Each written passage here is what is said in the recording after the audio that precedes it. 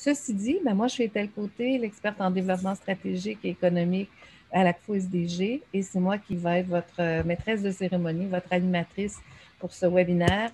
Je m'intéresse à l'argent, aux capitaux qui soutiennent le développement des communautés depuis 1982. Donc, ça peut vous dire que j'ai commencé super jeune, puis parce que je trouve qu'il nous faut les ressources pour soutenir nos convictions, énormément de choses qui se passent dans les communautés, énormément de besoins qui sont répondus par des entreprises sociales, des entreprises, des organisations communautaires. Et on est ici aujourd'hui avec toute la générosité du monde pour entendre 4 personnes qui vont aussi prendre le temps de bien nous expliquer les choses. Ceci dit, le déroulement comme tel, on a la plateforme Zoom. Je pense que tout le monde est devenu des experts et des expertes de cette charmante petite plateforme. Donc, tout le monde a déjà son micro sur mode silencieux. Donc, on va vous inviter de le garder en mode silencieux pendant les présentations, de pouvoir lever la main à différents moments. On va vous inviter, si vous avez des questions et vous préférez la poser de vive voix, c'est agréable d'entendre les différentes voix et non pas l'interprétation de ce que les gens veulent poser comme question. Et si jamais on a un problème technique, n'hésitez surtout pas d'écrire dans la boîte de conversation parce que je suis appuyée de 2 de mes collègues, Sonia et Ève. Ève qui gère au niveau des médias sociaux et elle va vous partager au bon moment les sites, les liens. Donc, on va vous faciliter la tâche pour avoir accès à l'information que nos panélistes vont nous partager. Et Sonia va naviguer entre la plateforme Facebook parce qu'il y a beaucoup de gens qui nous suivent. On a commencé ça depuis déjà presque 1 an d'être toujours en live, en direct avec les gens qui sont sur place et aussi sur la présence Facebook. Et on suit les deux. Donc, c'est sûr que les gens Facebook ne pourront pas poser des questions directement, mais Sonia sera leur porte-voix. Et elle va organiser les questions pour encore là aider nos panélistes. Donc, ça serait la façon que nous déroulerons ce panel. Un temps de présentation, un temps de questions entre panélistes et facilitatrices et une ouverture à une période de questions. Ceci dit, si jamais vous manquez, parce que Facebook, c'est un fil, déjà demain, il va y avoir déjà eu tellement de choses postées sur le site de la page Facebook de l'ACFO, donc on le met aussi sur la chaîne YouTube de l'ACFO, donc c'est toujours, si vous voulez réécouter certains conseils, certaines informations que nos panélistes vont nous partager, rendez-vous sur la chaîne YouTube de l'ACFO SDG et vous aurez tout sous la main. Ceci dit, pour démarrer une activité comme ça, il faut le faire en donnant le bon ton. Et sur ça me fait grandement plaisir d'inviter un administrateur du conseil d'administration de l'ACFO SDG, M. Guy Lalonde, pour nous souhaiter la bienvenue, puis accueillir les gens. Puis après ça, on va lancer le bal. Bon après-midi tout le monde, ça va bien? Hein? En confinement encore une autre fois, c'est correct, ça va se passer, hein? Un jour à la fois. De la part de le conseil administratif et aussi ACFO SDG, j'aimerais vous souhaiter toute la bienvenue. C'est pas mal cool voir tout ce monde-là qui veulent parler d'argent.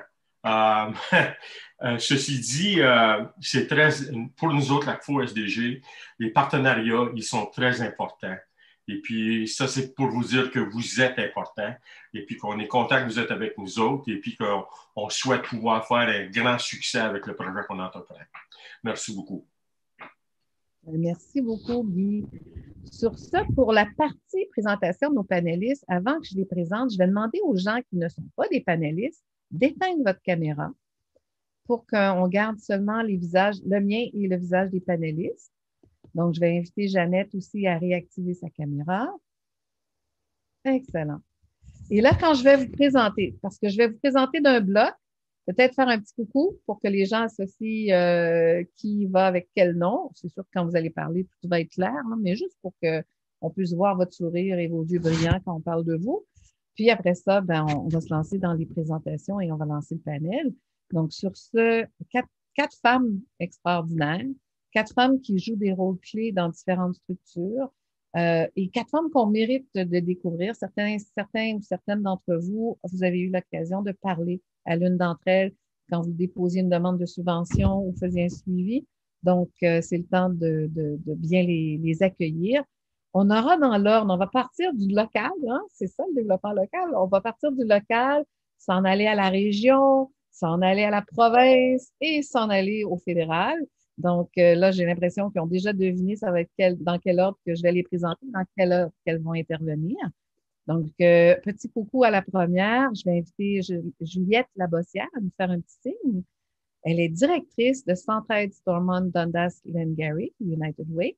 Elle est née et elle a grandi à Cornwall. Elle est diplômée de l'Université Trent des études de développement international avec une spécialisation en études autochtones. Et elle termine présentement un deuxième diplôme en gestion de projet. Elle a voyagé et travaillé un peu partout dans le monde. Puis après 8 ans au programme Katimavik, qui est un excellent programme, hein, c'est triste que c'est arrêté. Elle a fait le saut dans la gestion des organisations à but non lucratif et depuis 2 ans, elle est fière de s'investir à Centraide. Merci, Juliette, d'être présente. La deuxième, on va à la région. Doreen Ashton Wagner, entrepreneur dans l'âme et dans l'action. Doreen a progressé dans l'industrie hôtelière et par la suite en service conseil. Elle est également retournée à l'école et a entrepris une maîtrise en études interdisciplinaires à Royal Roads University. Sa thèse porte sur la résilience entrepreneuriale des femmes propriétaires d'entreprises en milieu rural. En 2018, Doreen a fondé Business Sisters, conteur en affaires, une entreprise sociale bilingue dédiée à la construction des communautés rurales heureuses et résilientes. Maintenant, elle est conseillère, aide aux entreprises à la Société d'aide au développement des collectivités de Cornwall et les comtés. Et je veux juste vous dire qu'après le panel, après les présentations, après les questions, après les périodes de questions, vous avez vu il y a quelques jours, on a rajouté une petite bannière disant il y aura une surprise pendant ce webinaire. Ben, ça va être Doreen qui va nous revenir à la fin avec cette petite surprise dans son baluchon. Maintenant, on va s'enligner sur la province. C'est une belle retrouvaille, en tout cas me concernant. On a déjà croisé le fer en innovation sociale. On va accueillir Fernanda Guterres, qui est chef de programme de la Fondation Trillium de l'Ontario. Et la Fondation Trillium de l'Ontario est un organisme du gouvernement de l'Ontario ainsi que l'une des principales fondations subventionnaires au Canada. On dit souvent que c'est une des 2 plus grandes fondations canadiennes qui appuient le développement des communautés. Puis la FTO en Ontario a octroyé 108 millions de dollars à 629 projets l'année dernière, pas sur 10 ans, l'année dernière, afin de contribuer à favoriser l'épanouissement des communautés saines et dynamiques en Ontario. Bienvenue, Fernanda. Et on s'en va maintenant au fédéral, même si Jeannette est dans la région de l'Ontario. Tu représentes une instance fédérale. Donc, c'est notre 4e panéliste. Jeannette Monk est originaire de la Nouvelle-Écosse et elle a passé une grande partie de son enfance et de son adolescence à l'étranger. Depuis 25 ans, Jeannette travaille en Ontario dans les secteurs de la culture et du patrimoine, dont 20 ans au ministère du patrimoine canadien, au Bureau régional de l'Ontario, en tant que conseillère et gestionnaire de plusieurs programmes. Elle est actuellement gestionnaire régionale du programme d'appui aux langues officielles et le Canada en fait. Merci, mesdames, d'être là. Et le premier tour qu'on va faire, c'est vraiment vous permettre, à votre rythme, vous avez entre 7 et 10 minutes, puis prenez-le, 10 minutes, puis si jamais c'est 12 minutes, je fais ma maîtresse de cérémonie, mais je ne fais pas celle qui tape sur les doigts. Vous prenez le temps nécessaire pour bien présenter votre propos et vous pouvez activer votre propre présentation ou votre lien Internet. Et je vais débuter en invitant Juliette. Je te passe la parole, Juliette, pour nous parler de Centraide, de vos programmes et tout. Merci beaucoup. Je vais aller dans le partage d'écran et je vous amène tout de suite dans mon PowerPoint ici. Avant que je débute, je ne suis pas au début, hein? On va aller au début. Voilà. Merci beaucoup pour l'invitation de venir aujourd'hui. Je pense la majorité du monde croit connaître Centraide, mais lorsque j'engage dans des conversations avec les gens, je réalise qu'il y a encore beaucoup de méconceptions sur quelle est Centraide, mais quelle est Centraide d'aujourd'hui, qui est très différent d'un Centraide qu'on a connu il y a peut-être 5 ou même 10 ans. Alors, pour que vous le saviez, oui, ça existe un Centraide Canada, qui est une organisation qui a ses propres objectifs comme organisation, mais sous lequel nous sommes, si vous voulez, affiliés. Alors, on tient les grandes lignes de Centraide Canada, mais on est une organisation indépendante et c'est important à reconnaître ça. Et ce que je suis très fière, c'est que nous sommes un très petit Centraide. Il n'y en existe pas beaucoup au Canada. Beaucoup, pour des raisons de finances, sont amalgamés, mais Ici, dans Stormont Dundas Glengarry, on a l'expertise, on a la capacité, puis on a une communauté très motivée à travailler ensemble. Alors, on est capable de rester indépendant et faire les travaux nécessaires dans la communauté. Alors, pour la présentation d'aujourd'hui de Donnons un sens à l'argent, je vais un petit peu prendre le temps de vous dire comment notre United Way s'entraide Stormont Dundas Glengarry. Vous voyez beaucoup de l'acronyme maintenant UWC SDG. Bien, comment on travaille en collaboration avec les partenaires pour influencer de manière positive la collectivité. La majorité de vous, vous associez sans doute Centraide avec un thermomètre. Si vous êtes de la région de Cornwall, vous avez vu sur Water Street, en avant du complexe civique, le gros thermomètre qui existe, qui est là. Ça vient d'un temps quand on mesurait notre succès basé sur le dollar qui rentrait à l'organisation. Mais on n'est plus dans l'ère de pouvoir mesurer un succès sur le nombre d'argent qui rentre dans la communauté pour plusieurs raisons.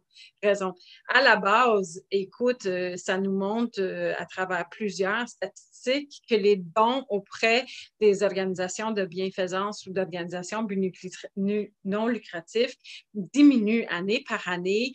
On voit que les générations plus jeunes ne sont pas aussi généreux dans le montant d'argent qu'ils donnent annuellement comparativement aux aînés lorsqu'ils avaient la même âge de la prochaine génération qui s'en vient. Et on sait aussi que ces donateurs-là ne sont pas aussi, on va utiliser le mot fidèle, voulant dire que c'est très connu dans l'âge de mes parents, que mes parents ont décidé de donner à Centraide, puis ils ont donné, dès qu'ils ont pris cette décision-là, bien, ils ont donné à Centraide à chaque année jusqu'à la fin de leur vie. Mais c'est plus ça. Faut vraiment mettre presque les gants de boxe et défendre pourquoi qu'on est vraiment une organisation de valeur. C'est pas mauvais, ça. Mais avec cette réalité, il a vraiment fallu qu'on change notre manière de travailler pour répondre à ces besoins-là. Alors, c'est plus du tout un thermomètre d'argent, mais plutôt un thermomètre d'impact, de qu'est-ce qu'on fait avec cet argent-là. Alors, traditionnellement, tu nous voyais vraiment comme une agence de collecte de fonds, de cherche de donations, de cherche de commandites, de subventions, etc. Vraiment un cylindre qui ramassait de l'argent et pouf, donc ça dans la communauté à des organismes de bienfaisance, juste en croyant que ces organisations-là allaient faire la bonne chose avec l'argent. Mais c'est plus ça. Comme j'ai dit, il faut être courant de la situation, il faut être présent pour la communauté, il faut répondre aux besoins de nos donateurs, il faut vraiment agir dans la communauté. Alors, pour faire ça, bien, il faut faire une mobilisation importante. Puis, pour avoir une mobilisation importante, ça prend de multiples stratégies. Alors oui, on continue à faire la collecte de fonds. Sans les fonds, on ne pourra pas agir. Alors, on cherche à attirer le soutien des donateurs pour continuer à appuyer les projets que dans SDG répond à des milliers de gens. On fait des investissements. Alors, on ne parle plus de juste donner de l'argent aux organisations, on parle de faire des investissements. Alors, on évalue vraiment les programmes, les partenariats, les initiatives pour créer un changement durable et mesurable. Et comment on sait que cet investissement-là est bon? Bien, on fait beaucoup plus de recherches. Alors, on utilise des preuves et des résultats d'analyse de données pour prendre des décisions éclairées et comprendre les divers défis auxquels nos communautés sont confrontées.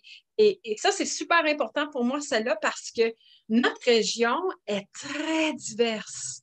Oui, diverse linguistique, mais diverse avec la ville de Cornwall versus Akwesasne versus la réalité de North Glengarry versus la réalité de South Stormont.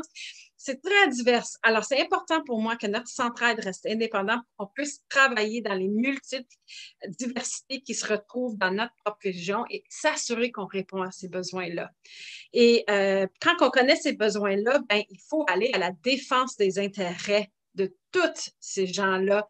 Alors, nous, Centraide, on va prendre de plus en plus, vous allez voir, la responsabilité de parler haut et fort pour préconiser des mesures immédiates et aux enjeux qui affectent directement notre communauté, plus particulièrement les personnes les plus vulnérables. Et si vous avez suivi tous les travaux que nous avons faits dans l'année dernière, particulièrement autour de la distribution des fonds pour la relève pour le COVID, C'est beaucoup ça. Puis vous allez nous voir aussi progresser de plus en plus. On va commencer à parler de plus en plus par rapport à Living Wage et d'autres mouvements semblables comme ça. Et pour bien avoir le succès dans la défense des intérêts, il faut bien faire la convocation. Alors, je crois qu'on a vraiment les relations et la confiance de la communauté locale pour rassembler les bonnes personnes et les bonnes organisations de tous les secteurs pour mener à bien ces défis qui sont très complexes et très variés. Et moi, dans mon éducation et dans mon passé, j'ai beaucoup travaillé sur le modèle écosystémique. Alors, j'amène ça c'est pas imposé de Centraide Canada, ça c'est vraiment Juliette et ses valeurs-là. Mais le modèle écosystémique est l'idée que les familles ou l'individu est au centre. Mais on voit bien qu'on a les habitudes de vie de cette famille ou cet individu-là, la communauté, l'économie locale, la politique. Il y a tellement de niveaux, comme une oignon qu'on épluche niveau par niveau, qui est autour de la famille. On ne peut pas faire des actions seulement à un niveau si on veut vraiment avoir une conséquence durable, si on veut vraiment changer l'état des gens. Il faut s'assurer que les bonnes collaborations et les bons projets qu'on met en place prennent vraiment en tête cette vision globale de l'écosystème et qu'on s'attaque à tous ces niveaux-là. Alors, le cylindre que je vous ai montré au début, vraiment, on passe ça à la poubelle. On n'est plus ça du tout. Maintenant, on travaille en collaboration avec les organismes de bienfaisance enregistrés. Ça, c'est une réglementation du CRA qu'on doit suivre. Mais grâce à eux, c'est pas juste à eux qu'on donne l'argent. On donne aussi l'argent à des programmes puis des actions qui vont avoir de l'impact direct sur plus d'individus dans la communauté. On peut payer des organismes lucratifs qui peut-être ont déjà leurs mains à la porte et font le travail nécessaire sur cet écosystème-là pour avoir un meilleur impact sur les individus. Alors, on grandit notre cercle avec qui on donne l'argent, mais aussi avec qui qu'on collabore. Alors, on vient de compléter l'année dernière une nouvelle planification stratégique pour notre Centraide qui va aller de 2021 à 2024. Alors, notre mission, vision, valeurs sont là pour vous. Alors, c'est clair, on vise à améliorer les vies, de bâtir une collectivité, puis de répondre aux besoins de notre communauté à travers des actions progressives, informatives et évolutives. Si vous voulez avoir de l'argent de nous, ben, votre programme doit répondre à un de nos 3 domaines ciblés. Alors, ils sont là pour vous. La réussite des jeunes, bien sûr, tous les enfants devraient avoir les compétences nécessaires pour rester sur la voie de la réussite, tant qu'à l'école que dans la vie. L'amélioration des conditions de vie. Alors, nous assurons que l'autonomie et la stabilité financière de plus de gens dans notre communauté en aidant à avoir un domicile, un emploi, un sentiment d'appartenance. Et le 3e domaine, c'est la santé des gens et des communautés que nous voulons faire de nos communautés de meilleurs endroits où vivre pour tous en améliorant l'équité, les relations, le bien-être général des gens. Alors, si vous avez un programme en tête que vous voulez faire financer par nous, pas juste discussion en partenariat, il faut s'assurer que l'objectif de ce programme-là ou de ce projet-là répond à un de ces 3 domaines-là. Juste pour vous donner une idée, c'était presque 338 000 $ qu'on a investi directement dans des partenaires communautaires l'année dernière. J'ai indiqué ils sont qui ces partenaires-là. Vous voyez, on a quelques partenaires francophones autour de la table, mais on espère l'agrandir.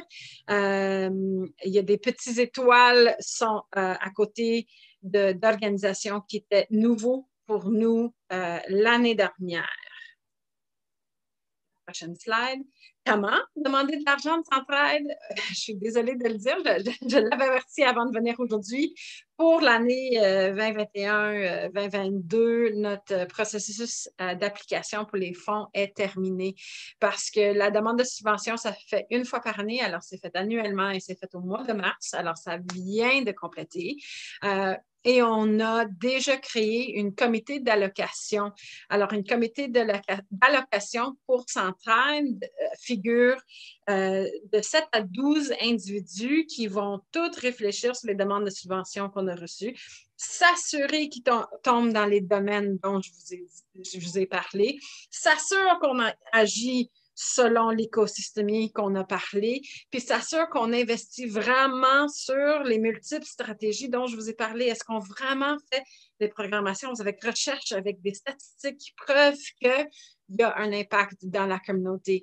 Alors, notre comité d'allocation constitue de quelques membres de notre CA, mais aussi majoritairement, j'ai de la misère avec ce mot-là, je m'excuse, de gens de la communauté qui se portent bénévoles pour venir sur ce comité-là. Alors, c'est vraiment un comité indépendant qui fait des recommandations auprès de notre CA et que notre CA prend la décision finale si on investit notre argent dans ces programmes ou ces projets-là. Et combien on reçoit à chaque année? Bien, cet investissement-là dépend seulement, pas souvent seulement, sur nos états financiers vérifiés. Alors, chaque année, quand on fait ce processus-là, notre comptable fait une recommandation de la somme qui est disponible pour nous d'investir, basée sur notre capacité financière, la réussite qu'on a faite dans nos levées de fonds de l'année passée. Notre CA, je veux juste vous dire, malgré qu'on a reçu une année difficile comme tous l'année dernière, on a l'intention de garder au minimum notre investissement cette année au même montant qu'on l'a gardé l'année passée si la demande est là.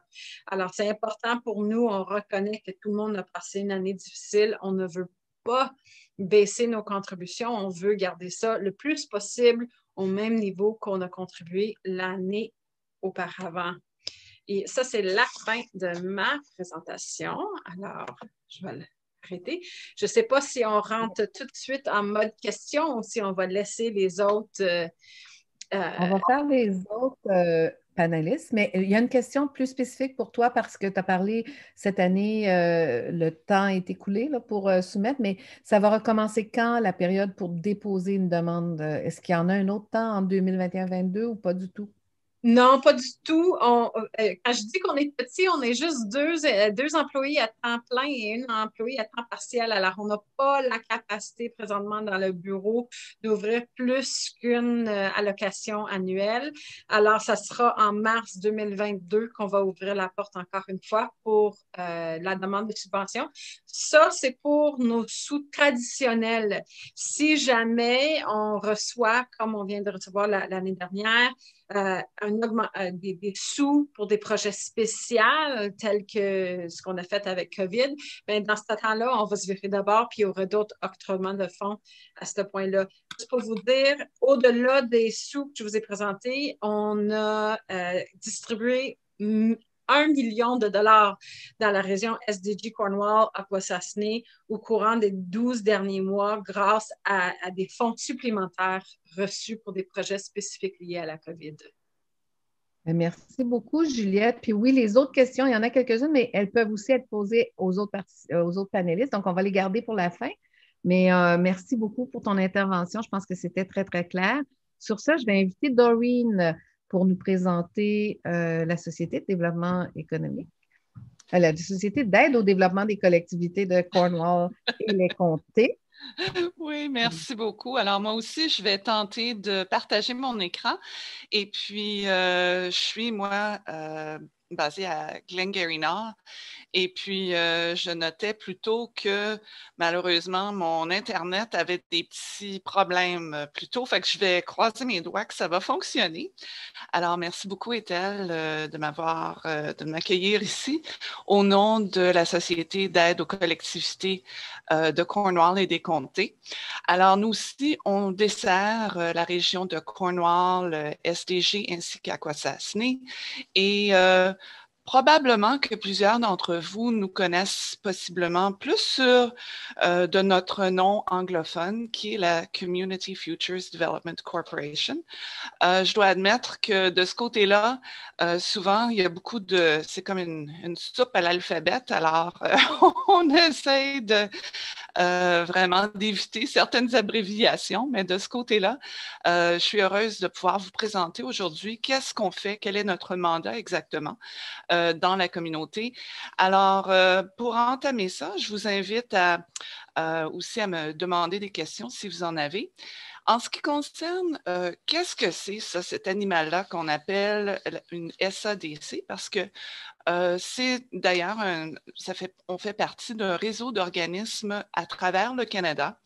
Dans le fond, on est une agence de livraison de services ainsi que de financement pour FedDev Ontario, qui est une agence fédérale et qui dessert les régions rurales à travers le Canada.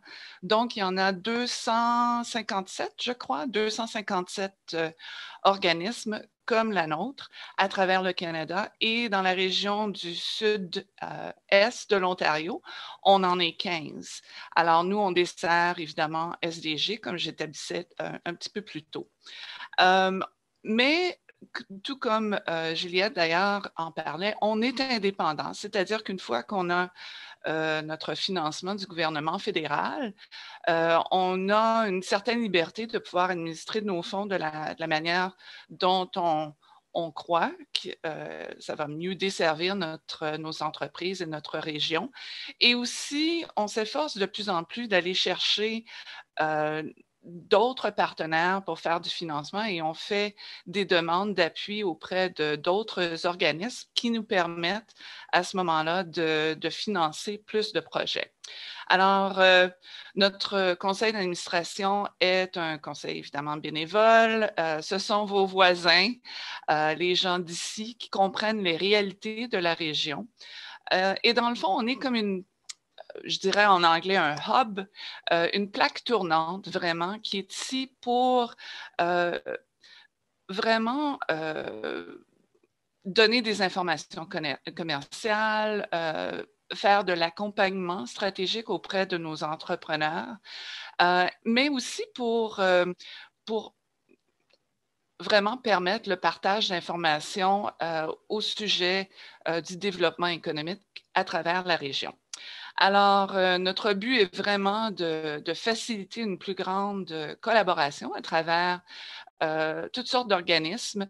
Alors, c'est pour ça que, par exemple, on s'est associé avec ACFO SDG, puis je vais vous en donner un petit peu plus de détails plus tard, ainsi qu'on travaille, dans le fond, avec les autres organismes, même les institutions financières, la BDC, etc. Ce que je vous propose aujourd'hui, c'est peut-être de décortiquer quelques programmes en particulier. Il y en a beaucoup plus qu'on a fait au fil des années. Ça fait 30 ans qu'on est en existence dans la région. Mais je vais mettre en lumière quelques programmes spécifiques présentement.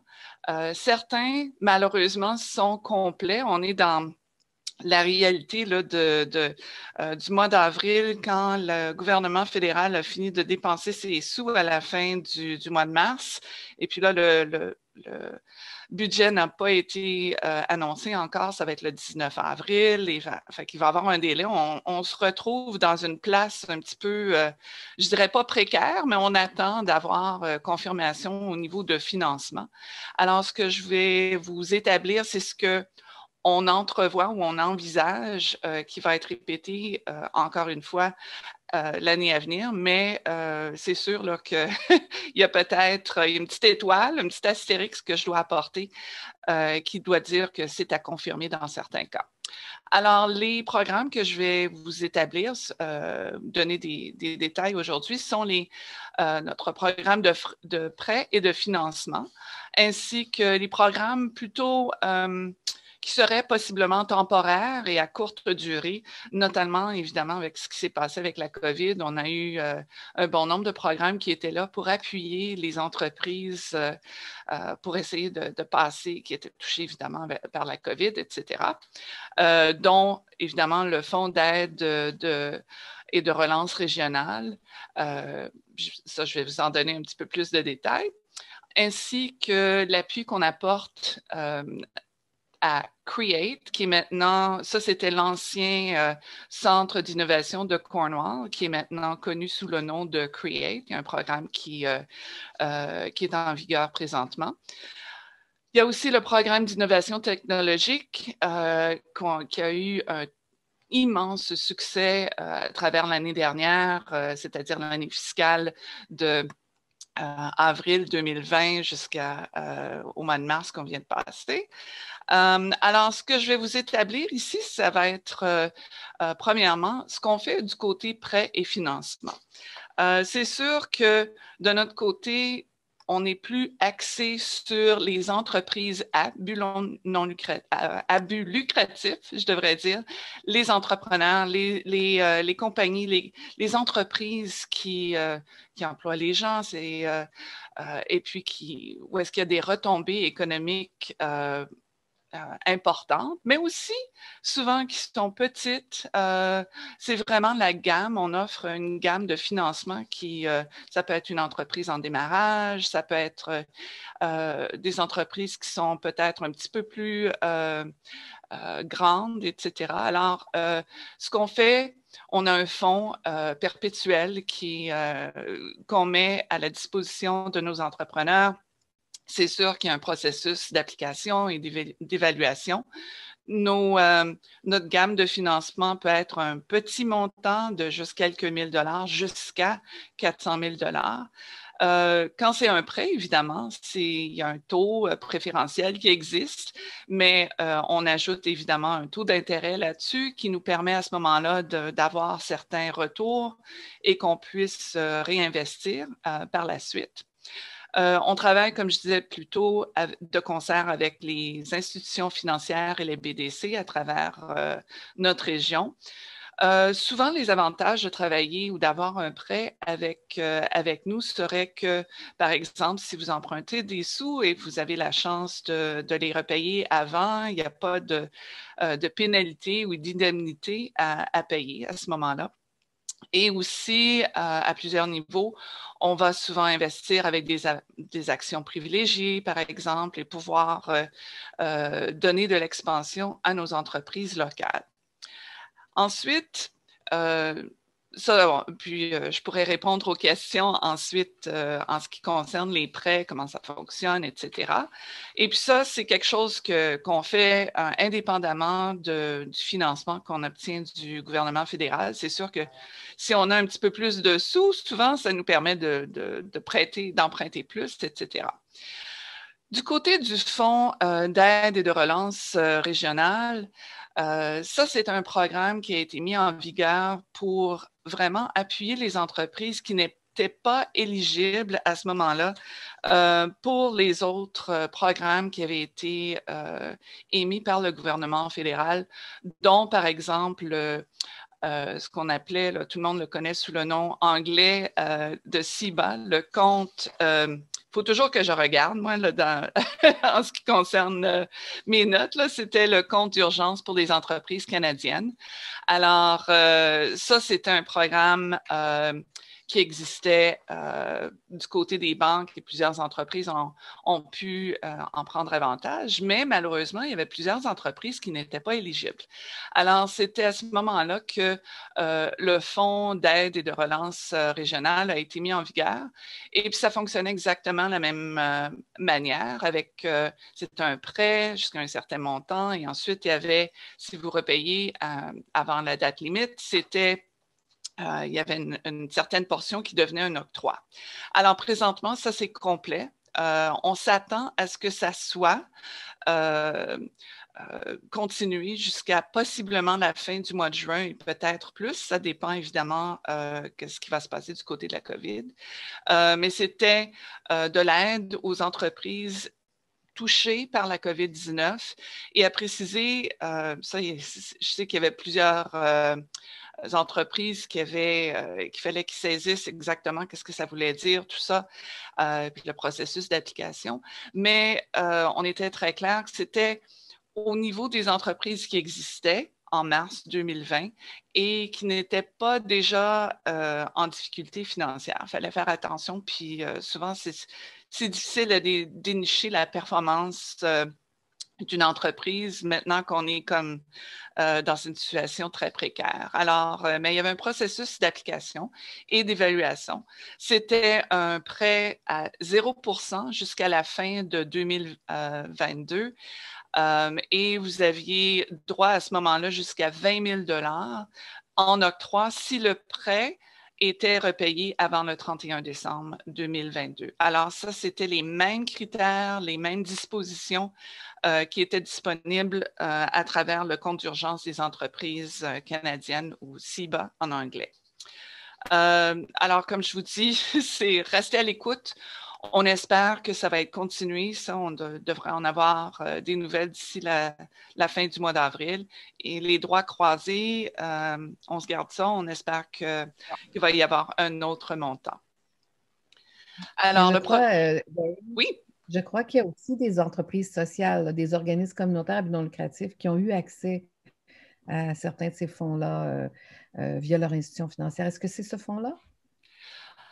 Si c'était fait par leur institution financière, ce n'était pas le Fonds d'aide et de relance régionale que nous, on administrait. Nous, c'était strictement pour des entreprises à but lucratif. Merci. D'accord. Ensuite, évidemment, il y avait, bon, mon ordi vient de décider de... Bon, voilà. J'ai mentionné plutôt l'ancien centre, on le connaissait, nous, auparavant, au nom du Cornwall Innovation Center ou le Centre d'innovation de Cornwall, qui est maintenant devenu CREATE. Demandez-moi pas qu'est-ce que ça veut dire CREATE, mais c'est une abréviation de certains termes. Je vais garder ça comme ça. C'est présentement, on apporte de l'appui à travers cette entreprise-là.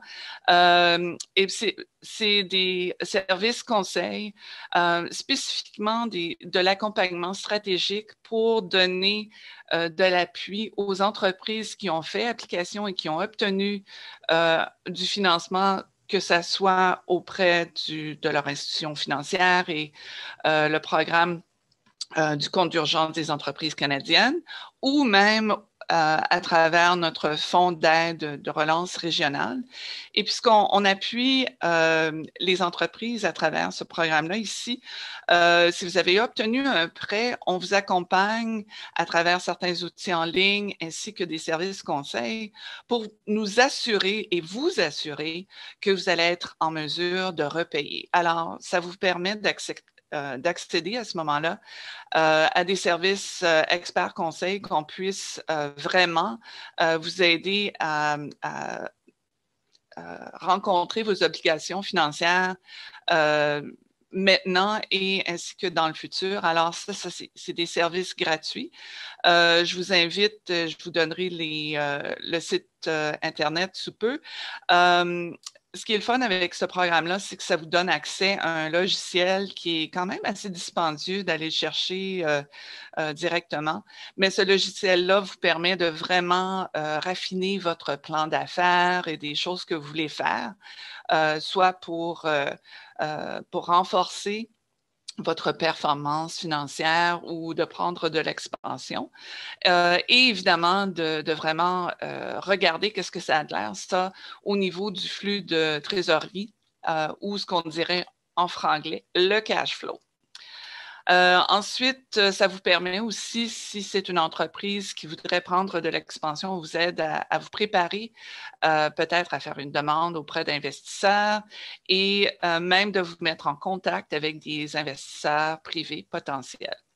Alors, pour aller avoir plus d'informations, je vous invite à aller voir cornwallinnovation.ca.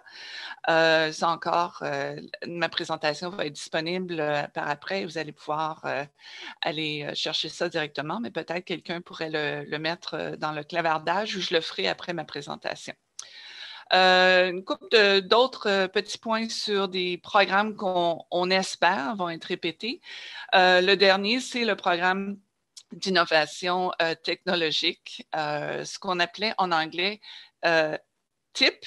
En français, ça ferait PIT, alors je ne sais pas si c'est vraiment utilisable. De ce côté-là, c'était une gamme de services qu'on offrait vraiment du côté numérique pour la numérisation des entreprises à travers la région, que ça soit la création d'un site web, une stratégie de contenu, même d'aller dénicher certaines solutions pour la gestion des stocks, du côté automatisé, etc. Il y avait plusieurs volets. Et comment ça fonctionnait, c'était que, là, encore une fois, c'est présentement complet, mais on espère que ça va être répété. Et comment ça fonctionnait, c'est que il y avait un appel, on faisait une évaluation préliminaire. Il y avait un processus d'application, évidemment, mais après ça, après cette évaluation-là, on vous mettait en contact avec certains services qui sont ici dans la communauté. C'est une liste vérifiée de prestataires de ces services-là et on finançait la moitié de leurs coûts pour vraiment pouvoir faire le travail qui avait à être fait pour votre entreprise. Donc, c'était la moitié des coûts qui étaient couverts. Puis déjà, ces prestataires-là nous avaient donné comme un taux préférentiel horaire. Alors, c'était vraiment gagnant-gagnant des deux côtés. Ces prestataires-là pouvaient s'assurer d'un certain niveau de service ou de demande à leur service. Et de notre côté, on pouvait vous appuyer à ce moment-là. C'était peut-être pas un service que vous auriez pu avoir payé de façon normale, mais là, avec ce programme-là, ça vous permettait de vraiment aller chercher plus de services ou des services plus professionnels possiblement. Alors, encore une fois, si vous êtes intéressé à avoir plus amples informations, vous pouvez prendre contact avec moi présentement. On essaie d'accumuler une certaine liste d'entrepreneurs qui seraient intéressés à poursuivre ce programme-là au cas où, évidemment, où ça serait renouvelé. Alors, je vous invite certainement à prendre contact avec moi. Je vais le mettre par après aussi dans le clavardage. Et puis, je suis là pour vous aider. Moi, dans mon rôle avec la SADC, j'étais en fait là pour appuyer les entrepreneurs qui étaient vraiment touchés par la COVID. Je les aidais à naviguer même non seulement à travers les programmes que je vous ai présentés, mais aussi les programmes qui n'appartenaient pas vraiment à la SADC, par exemple, le fonds qui a été mis à la disposition des entrepreneurs pour ceux à travers la province, là, ce qu'ils appelait le Ontario Small Grant Program. Puis je m'excuse, le nom m'échappe en français. Alors, même j'en ai accompagné plusieurs à travers ce programme-là pour qu'ils puissent s'enligner là, avec leur application pour être éligibles, etc. Alors, cet accompagnement-là, on essaie de poursuivre ces activités-là. Et puis, encore là, on est là pour vous aider. Alors, j'arrête le partage de mon écran. Je ne sais pas s'il y avait Il y avait une question spécifique pour toi, mais les autres questions, on va les garder pour tout le panel tout à l'heure. Comment c'est décidé, ça, le 1 puis le 2 comment, à qui et puis comment c'est alloué ces pourcentages-là? C'est vraiment une évaluation de risque. On regarde la personne, l'entrepreneur. Si cette personne-là nous présente une certaine capacité qu'on évalue évidemment du côté le profil quand vous faites une application, une banque, il y a la même évaluation avec, que ce soit avec TransUnion ou Equifax, mais on constate qu'est-ce qui se passe à travers l'entreprise, les possibilités, les opportunités du plan d'affaires de l'entreprise. On regarde ça. Il y a une évaluation, une co-évaluation des deux côtés. C'est pas juste le crédit que cette personne-là pourrait aller chercher, c'est aussi qu'est-ce qu'elle nous présente en ce qui concerne l'opportunité. Alors, il n'y a pas une formule que je pourrais là, vous dire exactement comment ça fonctionne parce que ce n'est pas moi qui les fais, les évaluations. Mais c'est vraiment d'entretenir une bonne conversation avec notre personnel, notre directeur de projet, puis pour voir où est-ce que ça peut mener. C'est sûr qu'on n'est pas là pour remplacer une banque, une institution financière qui pourrait donner un prêt traditionnel. C'est vraiment pour rajouter au financement et au mélange de financement qu'il pourrait y avoir pour une entreprise. Bien, merci beaucoup, Doreen. Tu vas revenir dans la série questions. Sur ce, on va inviter Fernanda maintenant pour nous parler de la Fondation Trillium de l'Ontario. Parfait, merci beaucoup. Alors, je vais partager mon écran. Donnez-moi une petite seconde pour être sûr que vous pouvez la voir. J'ai plusieurs écrans aujourd'hui, alors voilà. Est-ce que vous pouvez voir mon écran maintenant? Ça s'en vient tranquillement. Oui, c'est parfait. OK, parfait. Alors, merci beaucoup pour l'invitation. Et comme Maëlle l'a dit, moi, je suis chef de programme de la Fondation Trillium de l'Ontario. Et aujourd'hui, je suis ici pas seulement de vous parler de la Fondation, mais aussi j'aimerais partager quels sont les fonds qui sont disponibles à ce moment-là. Il y avait quelques changements. On comprend qu'avec la situation, avec le COVID, la Fondation s'est rendu compte qu'on ne peut pas continuer avec les mêmes fonds qu'on avait. On les mis en pause, que c'était les fonds de croissance. Peut-être il y a beaucoup parmi vous que vous connaissez déjà la Fondation Trillium de l'Ontario avec les différents fonds qu'on avait, que c'est la croissance, les démarrages, mais ce n'est pas le démarrage des organisations, c'est le démarrage du projet et le capital, ou que c'est pour l'immobilisation des organismes. Alors, si vous aimez, moi, je vais vous partager l'écran que je vous partage, c'est le site Internet, parce que comme ça, vous pouvez revenir et vérifier l'information que je suis en train de vous présenter directement dans l'organisme.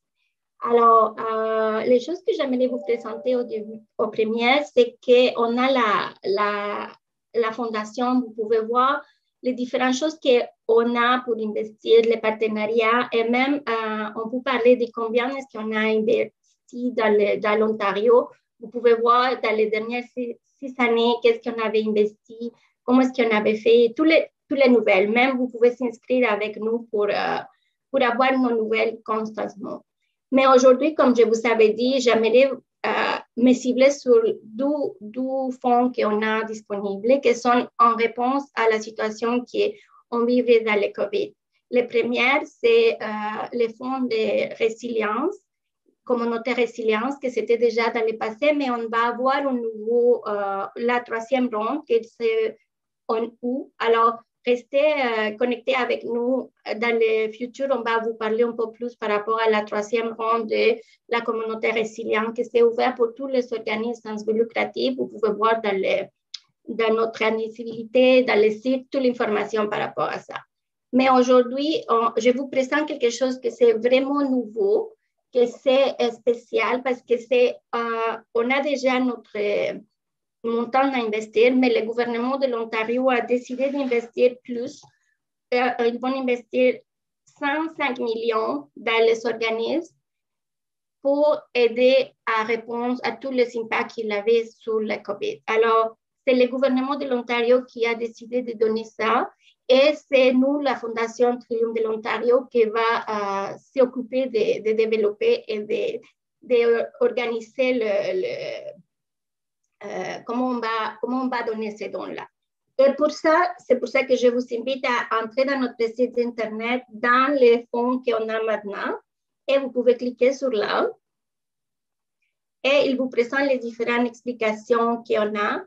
Et la première demande sera le 31 mars. Vous pouvez commencer. Et la date limite, c'est le 28 avril 2021. Alors, ça, c'était pour les sources fonctionnement.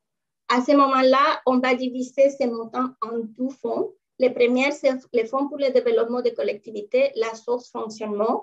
Et Et le 12e, c'est la source immobilisation. À ce moment-là, ce n'est pas par rapport à l'immobilisation, c'est par rapport à la source fonctionnement.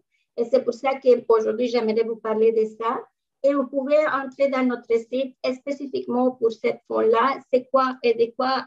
Parce que c'est complètement différent. Si vous savez, si vous étiez déjà habitué à les différents fonds qu'on avait à la Fondation, il y a beaucoup de différences. Alors, c'est important pour vous d'entrer dans le site, vérifier l'information. Et une chose que j'aimerais vous dire, parce qu'aujourd'hui, on fait partie d'un panel, on parle seulement en général, mais on fait des présentations à ce moment-là. On est en train de faire la promotion par rapport à ces fonds-là. Alors, je vous invite à s'inscrire à une des séances d'information. On a une que c'est demain à 9h et je peux vous dire que je vais faire une présentation le mardi prochain aussi par rapport à ces fonds-là. C'est 1h30 dans laquelle on va parler vraiment en détail par rapport à les fonds. Aujourd'hui, c'est seulement pour vous présenter qu'est-ce qu'il y a disponible et où trouver l'information. C'est ça que c'est mon intention d'aujourd'hui. Alors, vous pouvez entrer dans notre fonds pour le développement des collectivités, les sources fonctionnement. Et comme je vous avais mentionné, la date limite, c'est le 28 avril 2021 à 17h. Et vous savez déjà que dans le système, c'est une chose de système. Si vous cliquez à 17h01, ce n'est pas admissible. Alors, c'est vraiment à 17h le 28 avril que vous devez faire la demande. Et le minimum à demander, c'est $10 000 et le maximum, c'est $250 000. Mais pour ces fonds-là, c'est nécessaire de faire un calcul, une mathématique, parce que comme on sait par rapport à le fonctionnement, c'est important d'utiliser vos états financiers pour déterminer combien est-ce que vous êtes capable de demander. Alors, l'information est ici.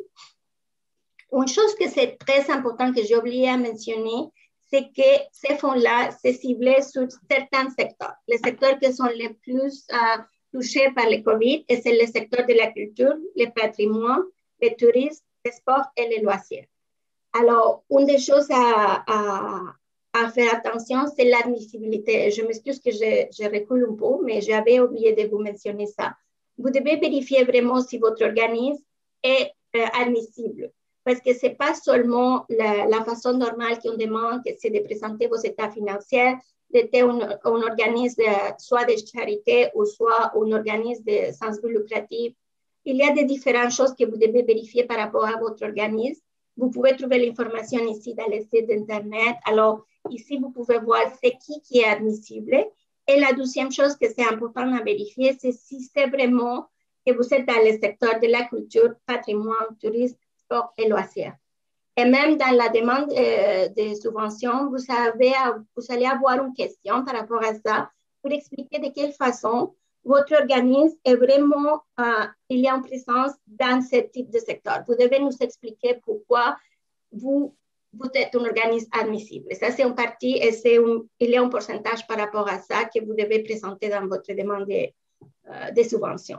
Alors, ça, c'est la première chose. Déterminer si vous êtes admissible ou non. Et la deuxième chose à déterminer, c'est combien est-ce que vous pouvez demander. C'est ça aussi, il est ici. Vous pouvez demander, c'est quoi le montant que je suis capable de demander. Ça dépend de vous, ça dépend de quelles sont vos dépenses. Et pour ça, vous devez utiliser vos états financiers pour déterminer ça. Vous devez vérifier selon vos dépenses combien c'est le maximum que vous pouvez demander. Alors, par exemple, j'ai ici l'exemple que si c'est un organisme qui a moins de $500 000 comme dépenses, ce n'est pas des revenus, c'est des dépenses, vous êtes admissible à demander un maximum de $50 000. Mais on devait déterminer, ce n'est pas $50 000 que vous allez demander, ce n'est pas comme les autres demandes de subvention que vous avez un projet, vous avez un budget et vous demandez $50 000. Ici, vous devez faire un calcul par rapport à vos dépenses et quelles sont les dépenses qui sont admissibles. Alors, tous ces détails, je vous invite à participer soit en séance d'information ou en appel d'encadrement pour déterminer le détail. Parce qu'aujourd'hui, je vous donne seulement comme un aperçu général et c'est beaucoup de calculs et c'est différent. Alors, je vous invite vraiment à nous contacter pour parler de vos organismes spécifiquement. Alors, ici dans le site aussi, vous pouvez voir quelles sont les dépenses qui sont admissibles. Et une des choses positives de demande, c'est que ces subventions, c'est que vous avez accès à demander pour les salaires, pour l'équipement, pour les loyers et aussi pour toutes les causes qu'il y a de virtuel. Par exemple, beaucoup de monde a dépensé par rapport à avoir l'accès au Zoom, d'avoir des meilleurs ordinateurs parce qu'on sait qu'on devait s'adapter à la situation actuelle. Alors, tous ces types de coûts sont admissibles à demander dans vos budgets. Mais les choses qui ne sont pas admissibles, et ça, c'est une des choses à faire attention, c'est tout ça que c'est dépensé par une autre source de financement. Si vous avez déjà une autre source de financement ou un autre fonds que vous êtes, c'est pas possible à faire ces demandes-là. Aussi, l'immobilisation fixe, parce qu'on va avoir un autre fonds spécialement pour l'immobilisation. Les paiements hypothécaires, tous les frais judiciaires de vérification, d'assurance, et non plus les services de traduction. Je vous donne seulement quelques exemples, mais encore une fois, je vous invite à entrer dans notre site Internet pour vérifier c'est quoi votre organisme, c'est quoi les dépenses que vous pouvez avoir. Une des choses que je recommande à tout le monde, c'est de prendre vos états financiers, vérifier la liste de vos dépenses et faire comme une sorte de checklist. Ça, c'est admissible, ça, c'est pas admissible, ça, c'est admissible, ça, c'est pas admissible. Et à la fin, vous allez avoir un montant. On va dire, de toutes mes dépenses, les montants qui sont admissibles, c'est 100 000 $. Vous avez le droit de demander 80% de ces montants-là. C'est pour ça que je vous dis que c'est différent de toutes les demandes de subventions qu'on avait dans le passé. Vous devez faire un calcul, vous devez faire une mathématique. Et à la fin, si vous avez une dépense de 100 000 $, les 80%, c'est seulement 80 000 $. Mais comme vous avez une dépense moins de 500 000 $, en réalité, vous pouvez demander seulement le maximum, c'est 50 000 $, même si vos dépenses sont au-dessous de 80 000 $. Alors, c'est beaucoup de mathématiques, ce n'est pas nécessaire aujourd'hui de comprendre. Je vous laisse ça, vérifier les sites Internet pour vérifier dans votre organisme. Et les choses que j'aimerais partager avec vous aujourd'hui, c'est notre obtenir des soutiens. Comment contacter nous, comment avoir plus d'informations, comment vérifier tout ça que je viens de vous expliquer. Alors, si vous cliquez directement dans notre site Internet, obtenir du soutien, il prend son temps, donnez-moi une seconde. Vous avez différentes options. Vous avez la façon de se communiquer avec notre équipe en général, mais comme je vous avais dit, vous avez l'option de demander un encadrement pour la demande. Ça veut dire un appel exactement pour vous dans lequel on va parler de votre organisme. Alors, vous cliquez sur ça et il va donner l'option de mettre votre code postal. On va voir, il y a un code postal ici déjà, à Ottawa. Vous cliquez, trouver une personne dans ma région et vous avez l'option de choisir avec qui vous aimeriez parler. On va dire que vous aimeriez parler avec moi. Vous cliquez sur Fernanda Gutiérrez et il va vous donner toutes mes disponibilités et c'est à vous à décider dans quel moment c'est le mieux pour vous. Alors, vous choisissez, vous écrivez votre nom et vous pouvez me contacter. Et même, vous pouvez écrire pourquoi vous aimeriez nous contacter, qu'est-ce que vous aimeriez discuter avec moi, de façon que je peux me préparer pour que les 15 minutes que vous allez avoir avec l'appel avec moi, je serai prêt à vous parler. Je vous invite toujours, quand vous faites une demande d'encadrement, vérifiez premièrement le site Internet de façon que vous pouvez utiliser les 15 minutes vraiment de parler de votre organisme et pas de les choses générales. Parce que ça, c'est des 15 minutes pour parler de votre organisme, de vos demandes et on aimerait vous aider. Les seules choses qu'on ne peut pas faire pour vous, c'est écrire la demande pour vous, mais on est là pour vous répondre à toutes les questions.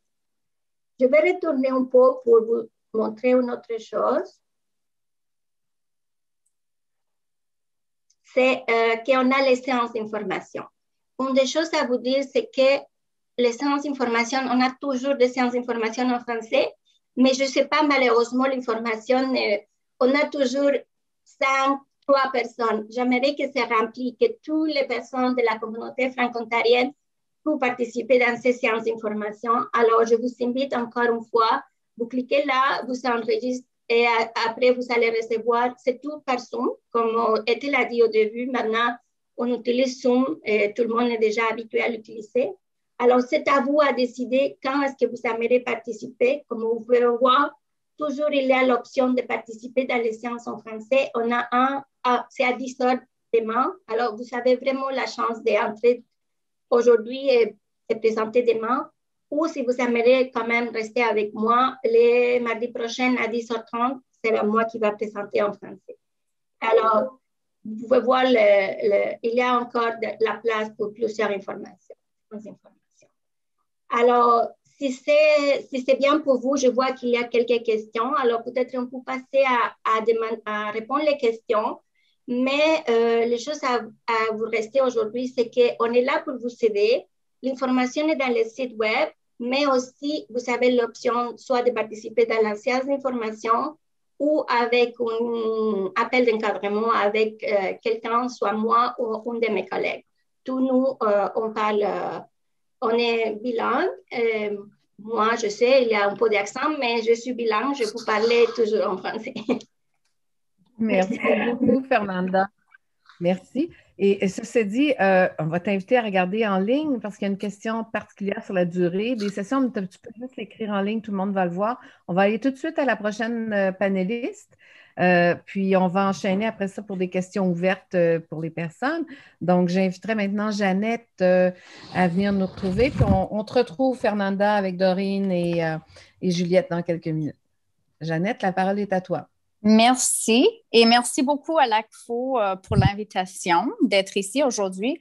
Moi, je suis ici à titre de représentante non pas seulement du Bureau régional de l'Ontario et les programmes dans lesquels je travaille, mais à titre de représentante de Patrimoine canadien en général, qui est un ministère fédéral avec un mandat très large qui touche à tout ce qui a à faire avec la vie culturelle et civique des Canadiens et des Canadiennes. Donc, je n'ai pas une présentation parce que notre ministère gère un budget de subventions et contributions d'environ 1,2 billion de dollars par année et on a environ 40 programmes de financement et je ne peux pas discuter tous les programmes de financement aujourd'hui.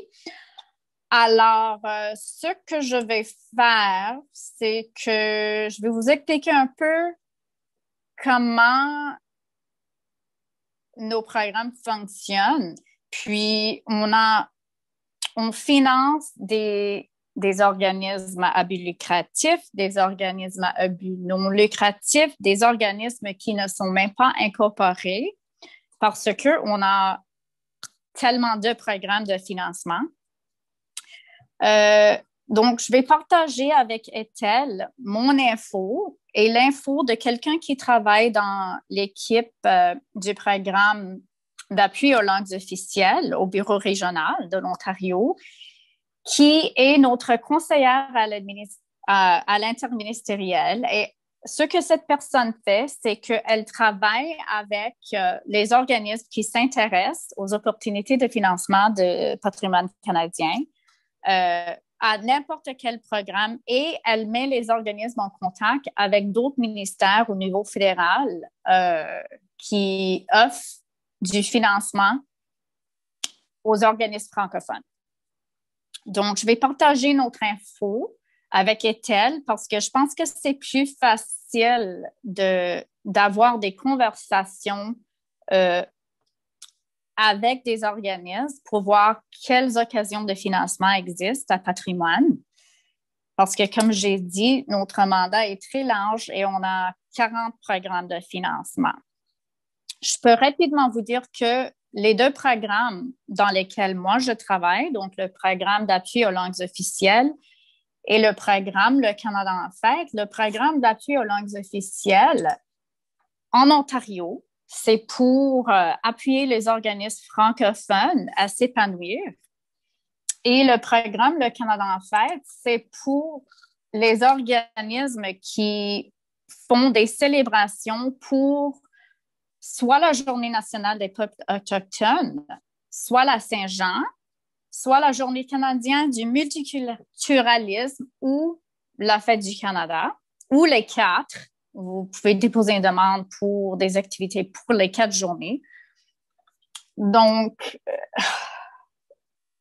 Je ne sais pas. Je pense que je vais arrêter là parce que le ministère fait tellement de choses et offre tellement de programmes que je vais laisser le temps pour des questions et je conseille aux organismes qui s'intéressent à nos programmes, même les organismes qui sont parmi nous aujourd'hui, qui sont déjà financés par le programme d'appui aux langues officielles. Il y a certainement d'autres programmes au ministère qui pourraient vous intéresser. Donc, je vais arrêter ici pour laisser le temps pour les questions pour les 4 panélistes et Ethel va partager mon info et l'info de notre conseillère à l'interministériel et comme ça, les gens qui ont des questions spécifiques pourront nous contacter puis on va vous orienter non seulement aux programmes qui sont gérés par le bureau régional, mais les programmes du ministère en général et les programmes d'autres ministères qui pourraient vous intéresser.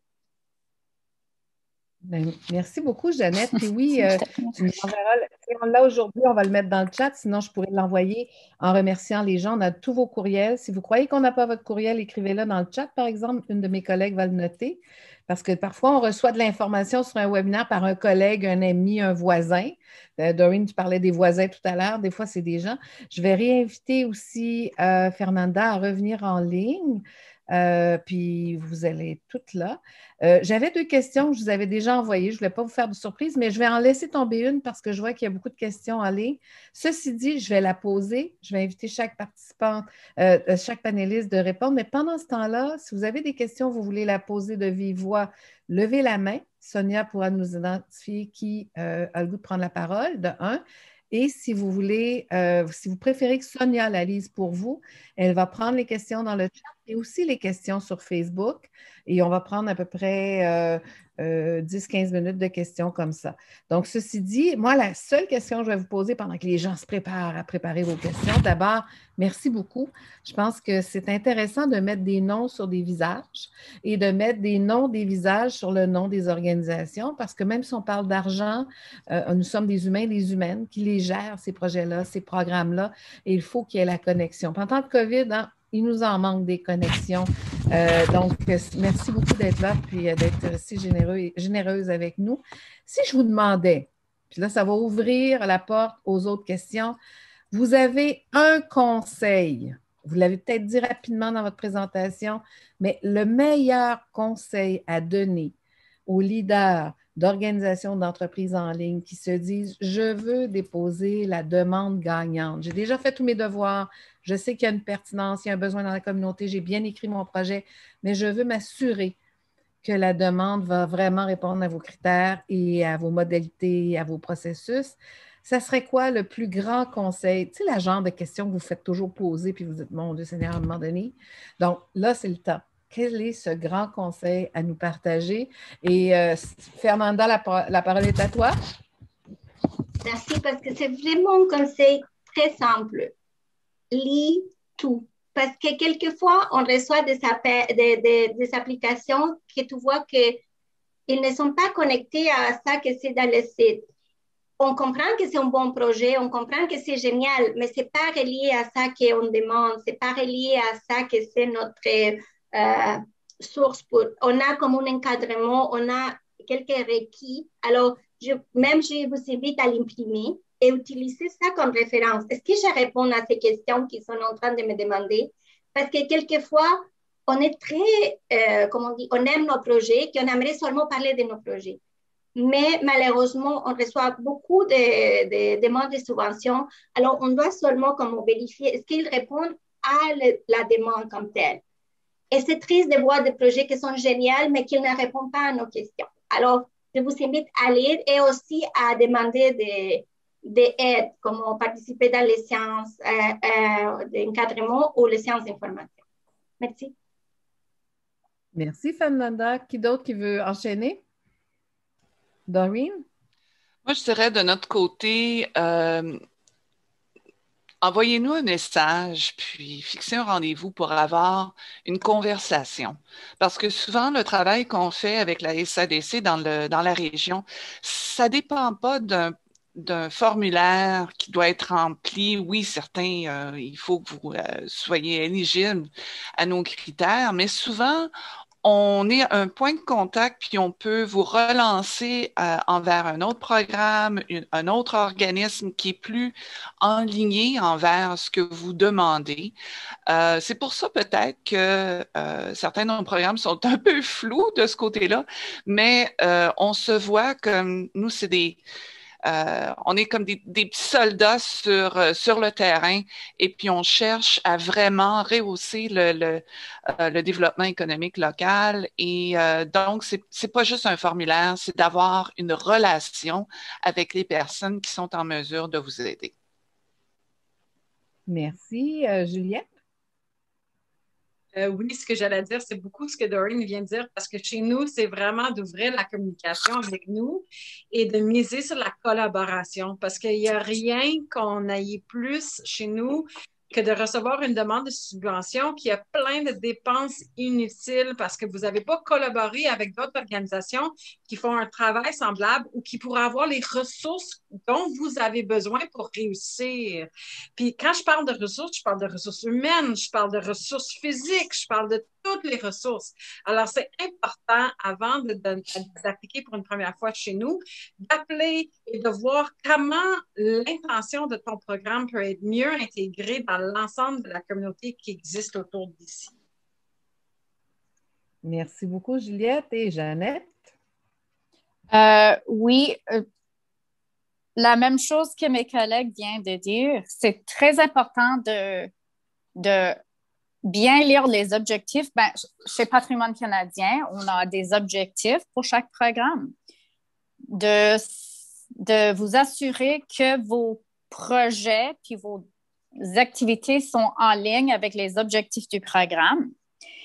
Et je pense que la chose la plus importante, c'est de communiquer avec quelqu'un qui travaille dans le programme qui vous intéresse parce que à notre ministère, c'est une partie très importante de notre travail, c'est de aider les organismes, soit à rédiger des fois, ça dépend du programme, mais on travaille sur le développement de projets. On peut vous aider avec la rédaction de votre demande de financement. On reçoit beaucoup de questions au sujet des budgets pour des projets. Donc, puis parfois, on reçoit des demandes, puis comme personne nous a contactés, et c'est beaucoup plus facile pour nous de faire le travail avant la date de tombée que de le faire après. Mais nous sommes très, très ouverts à cette communication avec les organismes qui s'intéressent à nos programmes. Et comme une autre de mes collègues a dit, ça se peut que, par exemple, le programme d'appui aux langues officielles, c'est pas le meilleur programme pour votre projet, mais il y a un autre programme à mon ministère et votre projet répond 100% aux objectifs de ce programme-là. Je suis là pour vous mettre en contact avec mes collègues dans d'autres programmes. Merci beaucoup. Et je sais que Céline avait une question pour moi dans le chat. Et Céline, la réponse, c'est moi. Tu peux communiquer avec moi s'il y a des programmes au national chez Patrimoine qui vous intéressent. Moi, je suis votre porte d'entrée à mes collègues au national aussi. Bien, merci, Jeannette. Ceci dit, je passe la parole à Sonia qui gère autant les questions, les commentaires en ligne que les questions et commentaires sur le chat. Je sais que vous les avez déjà vus, donc il n'y aura pas de surprise, mais Sonia, puis on les regroupe parce qu'on a à peu près 7 à 8 minutes là, pour… et vous répondez aux questions qui vous plaisent. Là. On y va, Sonia? OK, très bien. Sur Facebook, on n'a pas eu d'intervention. En revanche, dans l'encart conversation, on en a pas mal. Il y avait notamment une question qui, je pense, peut se rapprocher à tous les organismes. C'était, est-ce que vous soutenez un organisme de bienfaisance international en matière d'éducation, santé et bien-être? Et puis ensuite, il y avait une question sur le pourcentage d'organismes franco financés par rapport aux organismes anglo-saxon ou plutôt On va arrêter là, Sonia. Très bien. Merci. On va aller chercher des réponses parce que juste sur ces deux éléments-là, je pense que pour le côté franco, tout le monde pourrait répondre.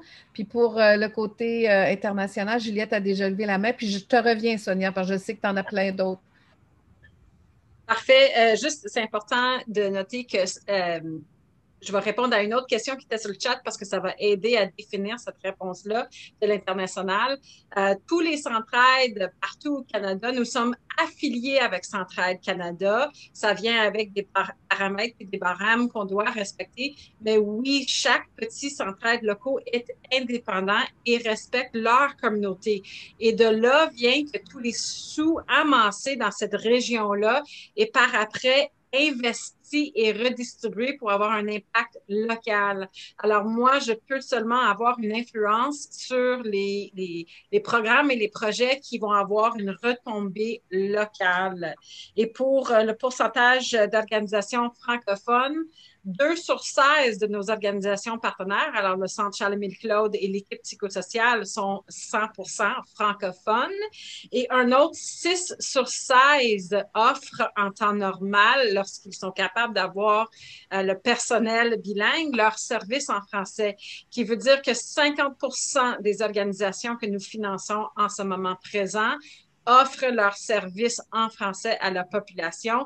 Et c'est une question sur notre demande de subvention. Est-ce que vous offrez vos services dans les 2 langues? Merci, Juliette. Est-ce qu'il y a d'autres gens qui aimeraient répondre par rapport au nombre de demandes en français? Est-ce que vous vous êtes interpellé?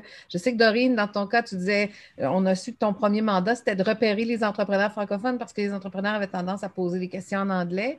Puis, chaque place, on a peut-être des réponses par rapport à ça. Allez-y.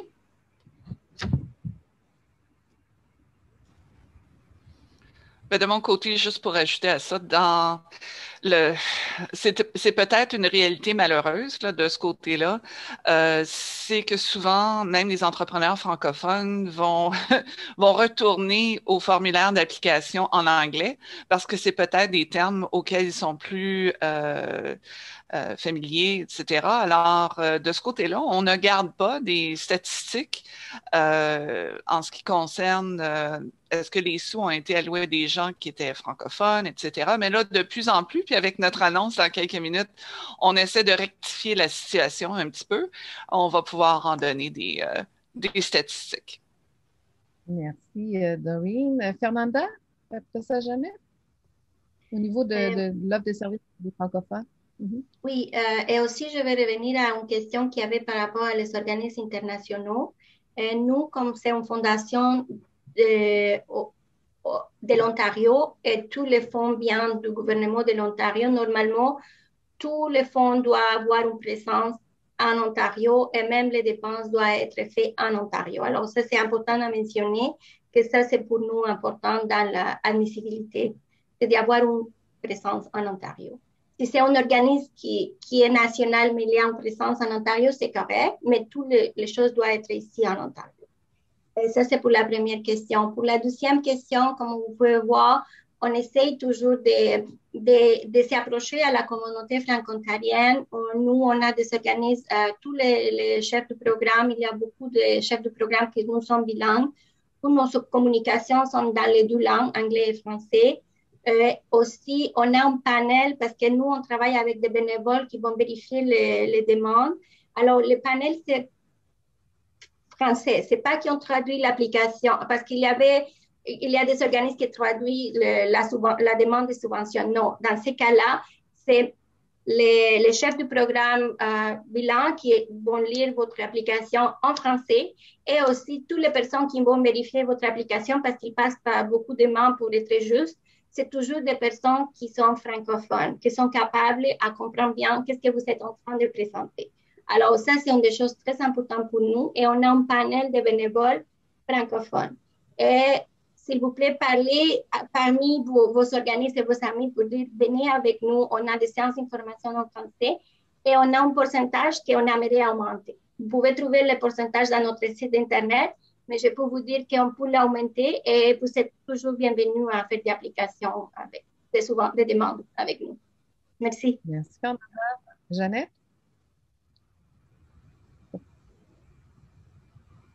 Voilà. Ça dépend du programme. Le programme d'appui aux langues officielles, par exemple, 100% des organismes financés en Ontario sont des organismes francophones parce que le programme est pour les organismes francophones à l'extérieur du Québec. Patrimoine canadien est responsable de la loi sur les langues officielles. Donc, évidemment, travailler avec les organismes en situation de langue minoritaire est très important. Et chaque programme de financement a comme priorité d'appuyer les organismes en situation de langue officielle minoritaire, mais le pourcentage ou le nombre d'organismes, ça dépend vraiment du programme. Mm-hmm. Merci, Sonia. Une dernière bulle de questions, ma chère Annie. Une dernière question à Jeannette. Je demande, y a-t-il un programme qui finance l'enseignement des langues maternelles? Oui.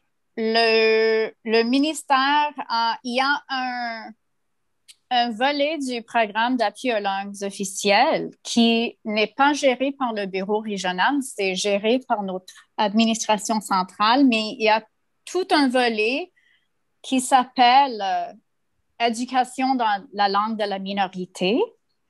Et c'est surtout fait par des transferts au ministère d'Éducation des provinces et territoires pour financer, par exemple en Ontario, ce volet-là du programme aide le ministère de l'Éducation de l'Ontario à financer toutes les écoles publiques et catholiques francophones dans la province. Puis, il y a quelques autres sous-volets à ce programme aussi qu'on pourrait discuter par courriel ou par téléphone après.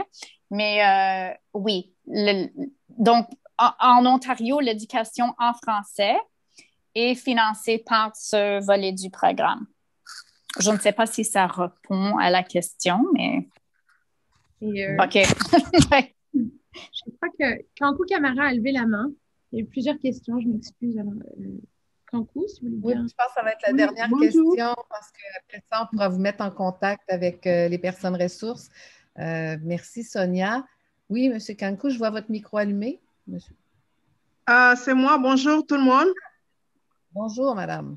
OK. C'est moi qui avais posé la question par rapport aux organismes de bienfaisance internationale. Si je le dis, c'est des organismes, c'est canadien, mais par exemple, dans le cadre de la promotion de la langue française, des francophones, des jeunes francophones de l'Ontario qui peuvent aller faire des stages à l'international, par exemple, de langue en français dans l'Afrique francophone. Parce que je sais qu'il y a des programmes même au niveau fédéral qui financent ces programmes comme ça, mais nous, ça va être vraiment de langue et pour des stages à l'international de 3 mois, 4 mois, 5 mois. Mais en Afrique francophone, ça va permettre à l'Afrique francophone de connaître l'Ontario francophone à travers ces jeunes-là. Donc, c'est dans ce cadre que je posais des questions d'organismes internationaux. Bon, c'est canadien, mais dans des programmes internationaux comme ça. Juste, Kankou, je vais me permettre rapidement une petite réponse parce que j'ai été présidente de Carrefour International, puis aussi présentement, je travaille avec aussi Osoko Devi comme bénévole à distance, Affaires mondiales à différents programmes, puis ils peuvent financer des organismes canadiens qui travaillent à l'international. Puis il y a vraiment de bonnes personnes ressources. Entre autres, il y a Michel Gratton qui est un franco-ontarien qui travaille là maintenant. Donc, vous pouvez chercher son nom. Puis, mais sinon, l'équipe, un peu comme tout le monde a dit ici, il faut trouver la porte d'entrée. Affaires mondiales, vous allez chercher financement pour les organismes canadiens qui travaillent à l'international. Et là aussi, c'est comme Juliette, Fernanda, Dorine puis Jeannette ont mentionné, c'est qu'ils ont une variété, une panoplie de programmes. Et ce qui est intéressant, c'est qu'ils ont brisé le mythe. Avant, ils finançaient relativement les mêmes organismes d'année en année, mais il y a quelques années, ils ont vraiment réouvert et il y a eu plein de nouveaux organismes. Bien, pas des nouveaux, ça peut être des organismes qui existaient déjà, mais des organismes qui ont réussi à rentrer dans le financement et qui n'étaient pas financés avant. Puis sur ce, ben, moi, je vais inviter tout le monde à allumer leur caméra. J'ai vu qu'il y a d'autres questions en ligne. On pourra nous vous mettre en lien. Si ça va de tout le monde, je vais mettre votre courriel aussi dans les remerciements puis les liens vers les sites.